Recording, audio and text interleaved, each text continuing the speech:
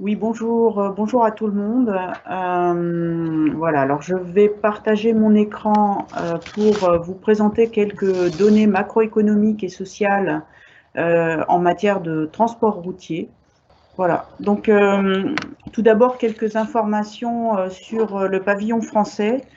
Donc en fait, en matière de transport routier, le secteur est composé de nombreuses très petites entreprises avec une faible marge sur leur activité. Donc le pavillon français du transport routier de marchandises est composé de 32 000 entreprises représentant 420 000 emplois répartis sur l'ensemble du territoire national et 82% de ces entreprises ont moins de 10 salariés.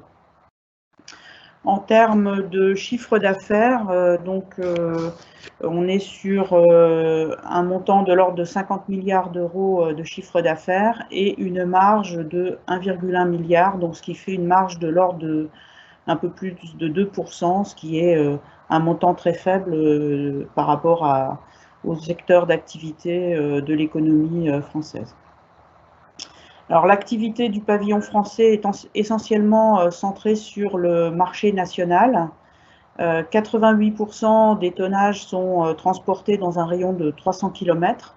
On est vraiment sur du régional ou du plurirégional, et donc à l'international, le pavillon français représente seulement, mobilise uniquement 13% de son activité.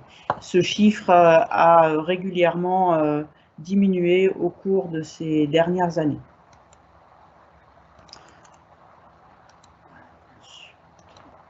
Voilà. Pour compléter le panorama sur le marché français, donc il s'exerce une très forte concurrence des pavillons étrangers. 35% des tonnes kilomètres transportées en France sont réalisées par des pavillons étrangers, soit sous forme de cabotage, soit sous forme de transit. Ceci s'explique notamment par un écart de compétitivité. Le coût d'exploitation d'un tracteur avec semis est de l'ordre de 140 000 euros par an en France. Si on intègre en fait l'ensemble des dépenses de masse salariale, de carburant, le véhicule, etc.